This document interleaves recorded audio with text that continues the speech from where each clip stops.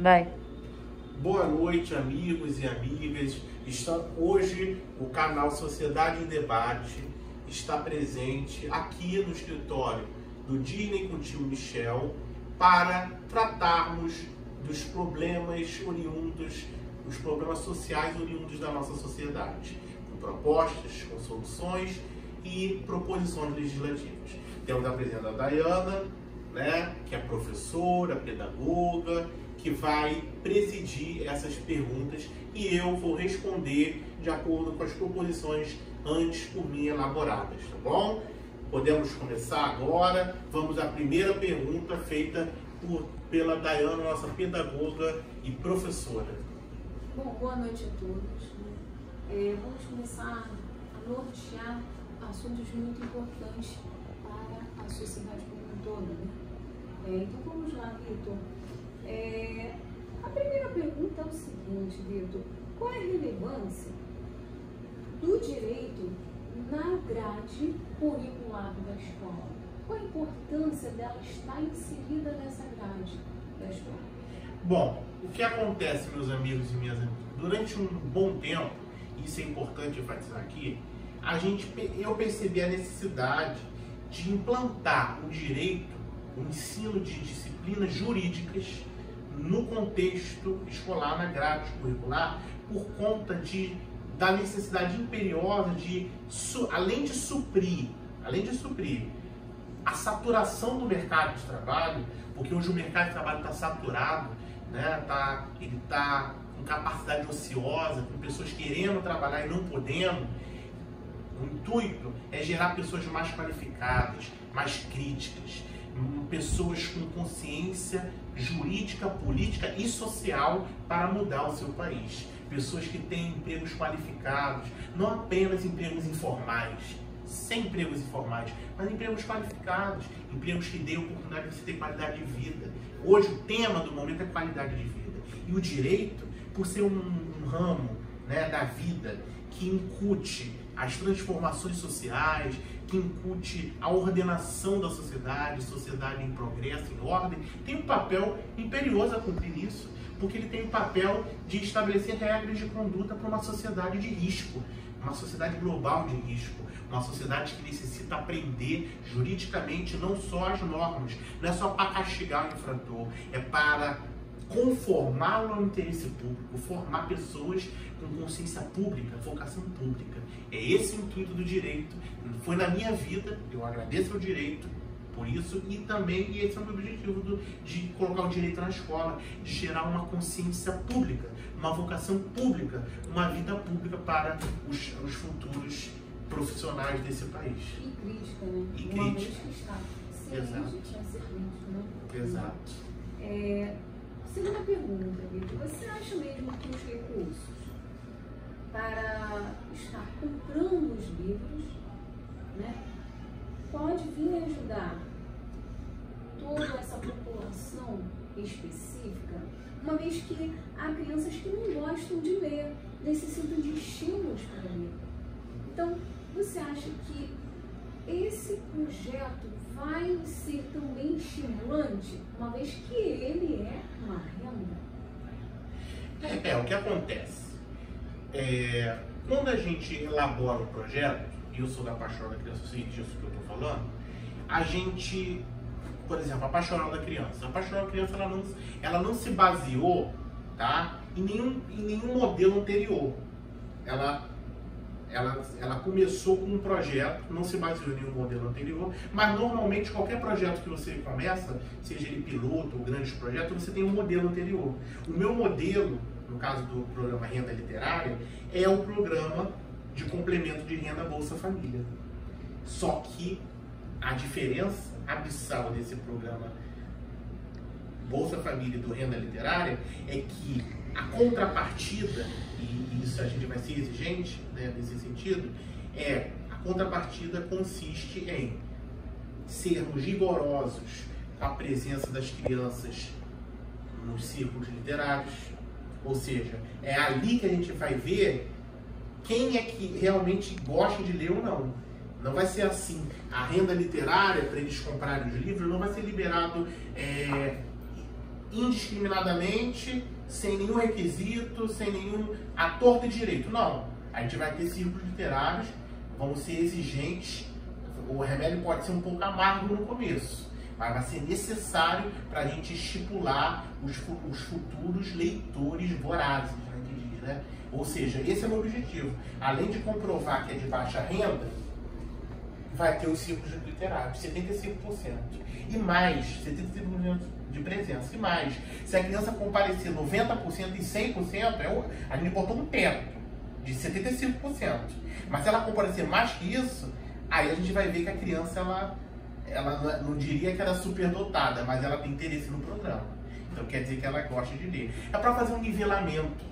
A gente vive hoje um contexto, e isso é a parceria público-privada, PPP, é você nivelar por baixo para você conseguir gerar uma sociedade mais competitiva na sociedade global de risco. Simples assim. Não é meritocracia, não é nada disso. É apenas a função regulatória do Estado regulador, que tem uma mescla entre o Estado liberal e o Estado social. Então ninguém pode falar que, grave isso bem, ninguém pode falar que eu estou tentando americanizar o Brasil. Não, não é isso. Ou até mesmo gerar uma Venezuela no Brasil. Nada disso. O Estado regulador, ele tem mescla entre o Estado social e o Estado liberal. Ele tem princípios de ambos. Então não podem falar que... Porque eu, antes disso, eu reconheci que o Estado liberal tem suas limitações. O Estado social também, mas tem seus méritos. Então vamos focar no lado social, que é atender o público mais carente, que são os desprovidos sociais, mas nivelando por baixo para escolher os melhores. É isso. Então vamos para a terceira pergunta. Com tanto professor largando a profissão de educar, de ensinar, por questões de violência e outros casos também até mais graves, né? Essa carreira de tão grande importância, né? A carreira de Estado iria atrair os professores mediante essa situação que nós vivemos hoje, professor querendo largar por depressão até. Então, vai ser atraente ao olhar desse professor a carreira de Estado? Então, o que acontece? Pode vir, o que acontece? A gente tem como premissa fundamental o seguinte: o Banco Mundial, isso não é uma proposta qualquer, é uma proposta de qualidade. Por quê? Porque o próprio Banco Mundial, ele, claro, com as diferenças e peculiaridades do Brasil, porque uma coisa é aplicar isso aqui no Brasil, outra coisa é aplicar essa carreira de Estado nos Estados Unidos. Eu sei essa diferença, essas peculiaridades, essas especificidades, eu compreendo todas, mas a gente precisa sair daquele complexo de vira-lata do povo brasileiro e pensar grande.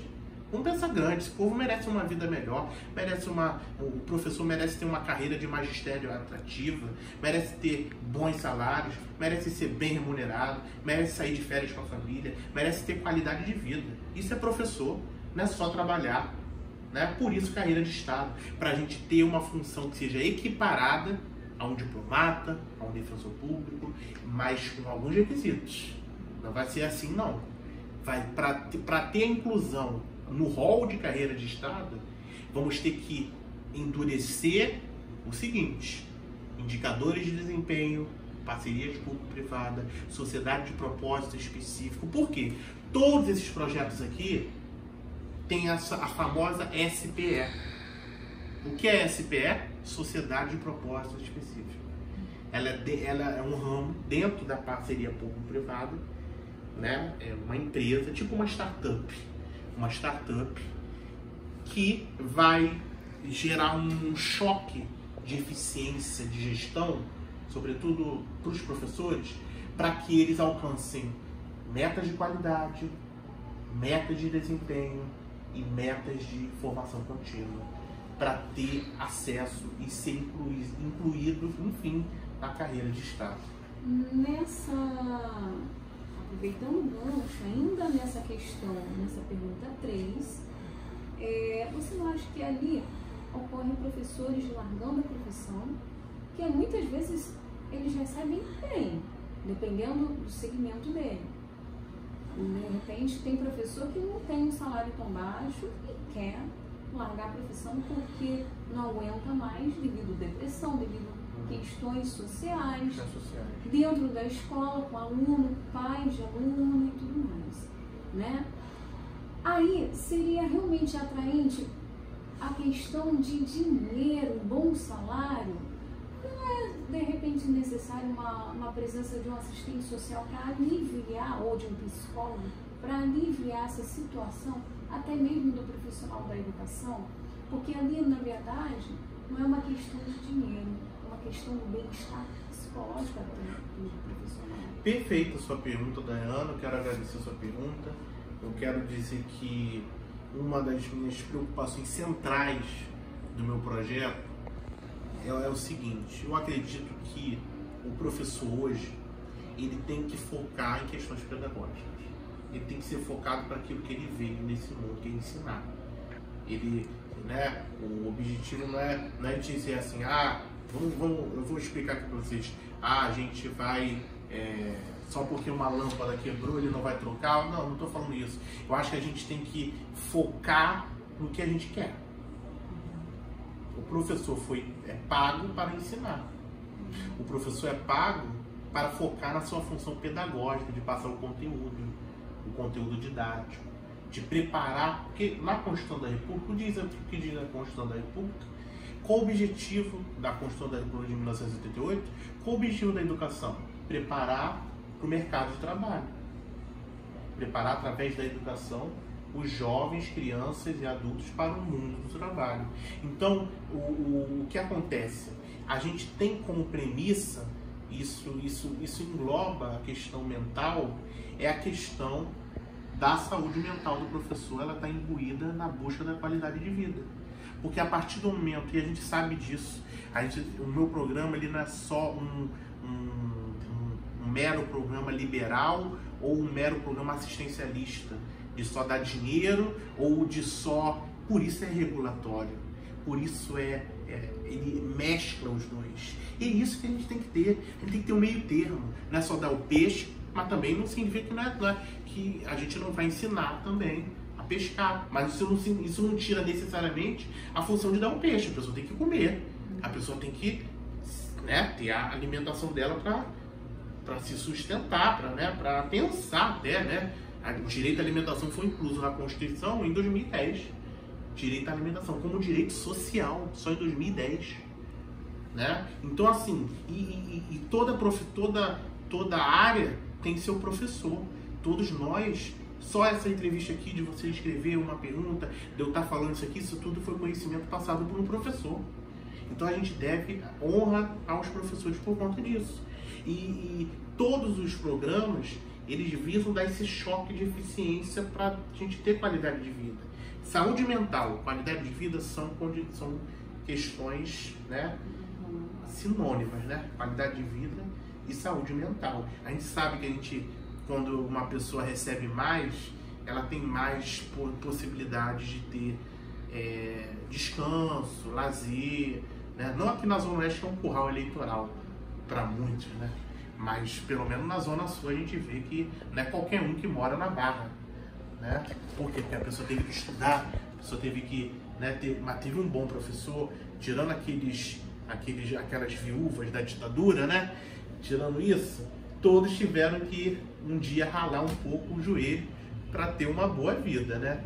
Então, quando eu digo viúvas da ditadura, eu digo pensionistas e tal. A gente sabe muito bem, mas sem tocar nesse ponto crítico, eu não quero tocar nisso, com todo respeito às viúvas da ditadura. Mas é basicamente isso, né? A gente tem essa concepção de que todos os projetos eles visam a saúde mental do professor, sim, porque é qualidade de vida, é mescla do Estado social, com o Estado liberal, é mescla por juntar um meio termo. A gente precisa do meio termo. E ser emergente, não é ser totalmente estado hipertrofiado, estado máximo, estado mínimo. Não, é o meio termo. Por quê? Porque a gente sabe que a gente tem que atingir o equilíbrio. Até para as contas públicas. Na nossa casa a gente não tem que atingir o equilíbrio das contas para que não falte nada.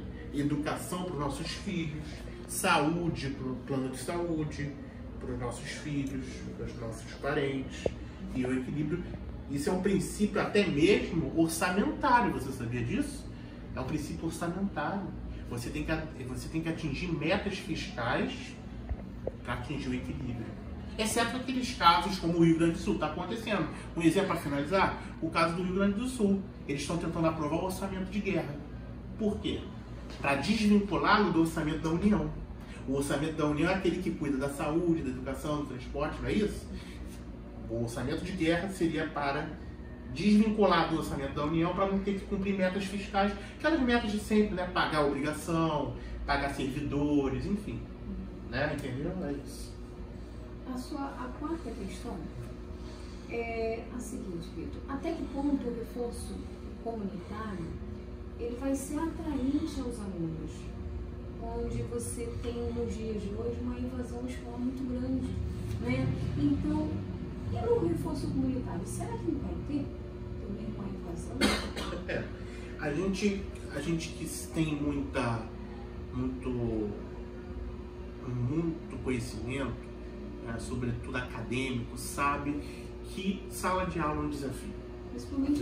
Principalmente na comunidade. A gente sabe que é uma situação difícil, né? Tem tiroteio, a gente sabe que muitos menores são aliciados por crime, outros nem tanto são aliciados, né? São aliciados ou tem mal intencionados também, sabe disso. Então a gente tem que estar preparado para tudo. Como professor, nós temos que estar preparados para tudo, inclusive para os problemáticos. Né? Tem tanto o bom aluno, aquele que vai chegar cedo, que vai fazer o dever de casa corretinho, tem tantos problemáticos. Então, e também tem os que tem que trabalhar cedo, porque né, a invasão escolar, né, a gente sabe que o Brasil é um país que não tem muita renda, né? Mas por isso o objetivo da PPP. O objetivo da PPP é elevar a nossa renda, é elevar a nossa poupança, é incutir um itinerário, diria assim, um itinerário formativo e educacional para os nossos administradores também. Quem administra está lidando com as contas. Porque quem está lidando com as contas é que precisa também ser educado, precisa ter uma formação contínua. Os próprios servidores da União precisam ter formação, não é, Letícia? Precisa ter formação contínua, precisa ter capacitação, tanto em RH, recursos humanos. Todos nós precisamos estudar até finalizar a nossa vida. A gente precisa ter formação contínua. A formação contínua é justamente por conta disso, para abrir os olhos, saber que temos uma realidade social dura, um país cheio de problemas sociais, com uma desigualdade social gigantesca, né? Com criminalidade alta, a gente sabe disso, a gente está vivenciando isso. Então, a evasão escolar é uma preocupação e o meu intuito não é só dar dinheiro igual o pé de meia do governo, só está dando dinheiro de pé de meia para reduzir a evasão escolar. Não, eu estou indo além, eu quero gerar poupança fiscal. A poupança fiscal é a solução para esse país. Porque a poupança, quando o Estado aprende a economizar, não só para pagar juros da dívida pública, né? Quando ele aprende a economizar, o país sai ganhando. Porque aí o povo vai, o Estado está economizando. É porque ele está cortando na carne e está vendo o que é necessário ter no dia. O que é necessário ter para a gente evoluir enquanto nação? São esses gastos supérfluos mesmo? Ou educação, comida na mesa, né? Poupança para você ter o que gastar lá na segunda-feira, para você comprar o pão na padaria, né? Ou é agora? Carpe diem agora? Carpe diem? Não. Temos que pensar no futuro. Sempre. A nossa quinta pergunta é a seguinte. A introdução do direito na comunidade, ela vai estar atraindo os olhos de quem vai estudar essa área ou quem tem interesse de estudar essa área. Aí entra a questão, até que ponto esse curso pode vir a mudar a vida do povo, da sociedade ali dentro da comunidade? Até que ponto esse curso introduzido lá dentro de mudar, modificar e transformar a vida dessas pessoas que são, boa parte, pobres, ali dentro da comunidade. Porque, veja só, eu acho, e eu acredito nisso, é que o programa do ensino jurídico, ele não quer ser meramente um programa homologatório. O que significa isso? A gente não quer só homologar conhecimentos, certificados, essas coisas oficiais e formais. Não. É mostrar que a gente pode se adaptar à realidade prática dos alunos. É um direito prático, ensinado no problemas do dia a dia. Por isso, os meus professores, eu vou indicá-los, eu vou falar para eles todos, na hora da empresa vencedora do certame, da PPP, eu vou falar para eles, ensine na prática os problemas do cotidiano da pessoa.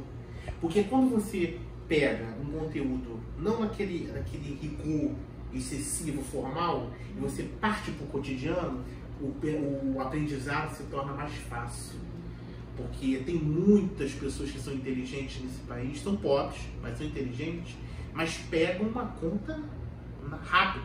Por falta de oportunidade, não conseguiu crescer no ambiente acadêmico. Mas se a gente mudar um pouco a forma como a gente ensina, que é focado mais na prática, a gente pode levar essas pessoas mais pobres a irem longe.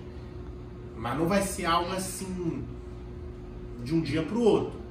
É um trabalho de formiguinha, pessoa por pessoa, trabalho por trabalho, prova por prova, prática por prática. Entendeu?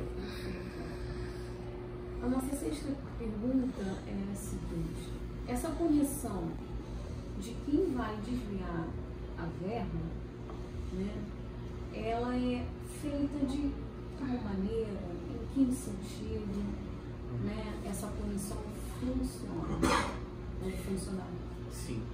O que acontece? Quando eu digo lei de responsabilidade educacional, eu digo o seguinte, a gente tem a lei de improbidade administrativa, tá? Todo administrador público, ele cumpre. Hoje no Brasil a gente tem a lei de responsabilidade fiscal e o arcabouço fiscal, do Haddad, do ministro Fernando Haddad, que é o ministro da Fazenda. Pois bem, o intuito é o seguinte, a gente não pode achar, tá, que só foi o que eu falei hoje no início, só focando em castigar. Não, a gente não quer só castigar alguém que não cumpre uma norma, não é só castigar o professor que não cumpre com meta de qualidade do ensino, não, é formá-lo com aquele interesse genuíno de seguir o interesse público, conformá-lo ao interesse público, da supremacia do interesse público, conformá-lo a esses princípios, ensiná-lo a, né, por mais que a gente saiba que a gente não pode salvar o mundo,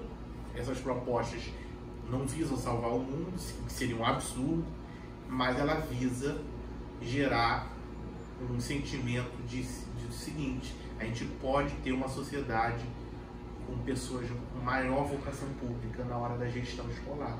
Eu sei que tem muitas desvios de verbas nas escolas públicas e privadas, né? Tem muita corrupção na nossa sociedade e é o que eu vivo falando. Não adianta termos um governo democrático se a gente não tem uma sociedade democrática. A gente precisa ter uma sociedade democrática também. Não basta só o governo ser democrático, só eleger o presidente e achar que está tudo resolvido. Não. Todos nós somos corresponsáveis pelos rumos do nosso estado, município e país. Por isso estamos aqui hoje, com a presença da Dayana, que é uma professora excelente e mãe excelente, Letícia, que é uma pedagoga por formação, duas professoras, né? Um bacharel em Direito, Vitor Hugo Marcones, que é pós-graduado em Direito do Consumidor, formado em Ciência Política e membro fiel da Pastorais Sociais Católicas. Então o intuito é esse, é a gente focar nesse lado. A gente não pode achar que é só castigar as pessoas. Claro que certeza de punição todo mundo quer. A gente quer, quando alguém comete um desvio, a gente quer que a pessoa seja punida em proporção que ele cometeu. Em proporção, princípio da proporcionalidade.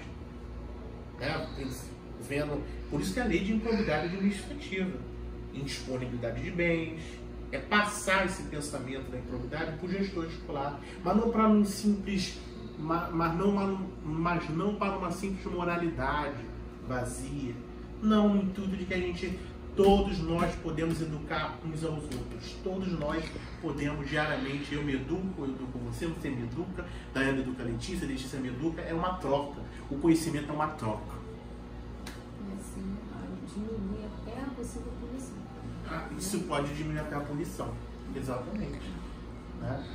E nossa última pergunta, para a gente fechar, você acha que a educação oferecida ao presidiário pode vir alterar o quadro de criminalidade do indivíduo? Você acha que aquela educação que está sendo oferecida a ele lá dentro vai mudar o quadro dele de crimes cometidos, que possivelmente ao sair já formado, com seu diploma, tem chances de cometer e de não cometer?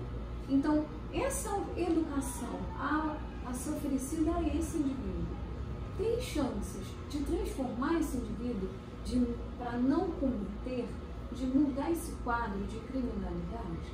Então, sobre essa pergunta que eu achei excelente, eu sempre penso que, e eu aprendi isso desde pequeno, a gente não pode achar que a gente, por exemplo, feliz é o povo que não precisa de heróis. Você já ouviu falar nessa frase? Por que feliz é o povo que não precisa de heróis? Porque o professor, quando ele entra seja no presídio para ajudar os detentos, seja nos mais pobres, ele tem aquela firme certeza. O professor, quando entra numa sala de aula, ele sabe que ali você lida com gente de todo tipo. Cada um vai interpretar da sua maneira, cada um vai despontar de outras formas.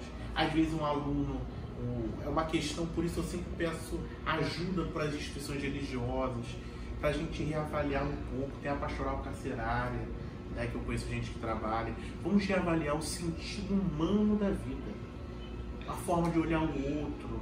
Eu sei que a gente vive hoje um caráter muito punitivista na sociedade, a gente sabe disso, e tem juízes reclamando disso, tem muito punitivismo. Mas punitivismo não é excluir a certeza de punição. Você sabe como é? A gente tem que entender que qual o sentido da pena. Não é só uma privativa de liberdade, só excluir a pessoa da sociedade. Não. Ou só restritiva de direitos, né? Mas é ressocializar, é gerar um indivíduo melhor que foi ontem. Nós. A gente todo dia não sonha com isso, ser uma pessoa melhor que ontem. Esses seres humanos iguais a gente merecem também ser melhores que ontem, né? Mas isso não é afrouxar, não. Vai ter requisito: crimes não violentos, sem antecedentes e réus primários, né? Porque a gente sabe que tem aqueles crimes que são hediondos, né? Chocam a opinião pública, né? Uma questão final. Você acha que a educação tem o poder de transformar essa realidade? Sozinha não. Sozinha não. Ela não tem esse poder sozinha não. Sabe por quê? Porque a gente vive em sociedade. A gente precisa, igual Jesus, vamos convenhamos aqui, Jesus Cristo, que foi um preso político, a gente sabe disso, um grande contestador, um grande homem, um verbo encarnado, né? Jesus Cristo, ele nos quer dar não algo pela metade, ele nos quer dar algo completo. Ele quer que a gente seja feliz por completo. Se fosse por metade, a gente não iria para a igreja, a gente não teria nem vocação de pai e de mãe, não. O pai e a mãe quer que o filho seja feliz por completo, não pela metade. E você também tem que amar Jesus de forma inteira, não é isso? Você tem que ser um servidor público de forma se doar de corpo e alma, não fazer um punhado aqui, deixar de atender aqui, acolá e deixar as coisas acontecerem. Não, que tudo vai se encaminhar por si só, não. A gente tem que atingir picos de excelência. Todos nós temos que ser excelentes. E a prática é o critério da perfeição. Não é isso? Então a educação, há necessidade de ferramentas para ver Isso. Ferramentas, ela precisa vir aliada a uma sociedade que também seja democrática, uma sociedade que também valorize a educação. Não adianta a gente depositar confiança em heróis, não temos heróis. Vamos sair da infância, né, gente, da emoção, né? A gente precisa de emocionados, né? Já somos grandinhos, a gente quer um mundo melhor para os nossos filhos, a gente tem que atuar com honestidade, integridade, interesse, e saber que não tem herói, não. Todos nós somos corresponsáveis pela mudança da nossa realidade. Todos nós. Não tem a educação sozinha, não tem aquela frase que fala, a educação sozinha tampouco transforma a humanidade, né? Sozinha, né? Ela não transforma a humanidade. Por quê? Porque ela transforma pessoas. Já dizia Paulo Freire, para as pessoas transformarem a humanidade. Então sozinha ela não. Sozinha não. Ela precisa vir de tão pouco sozinha, não. Ela precisa de outras ferramentas, conforme você falou. Obrigada, amigo, pela entrevista. Muito obrigada por todas as respostas que ajudam todo o nosso entendimento em torno desses assuntos de relevância. Foi bom. Muito obrigado. Pode encerrar.